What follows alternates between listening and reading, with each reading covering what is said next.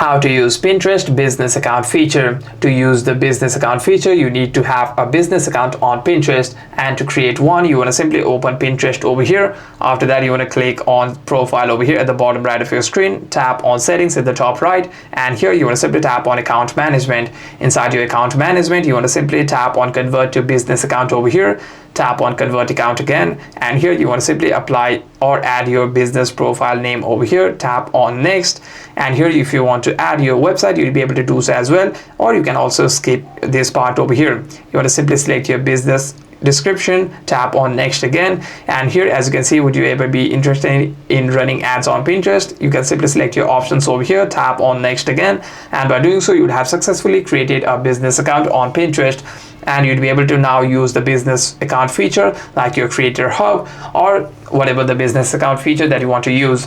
Hope this video was helpful, and if you have any further questions, make sure to leave a comment down below.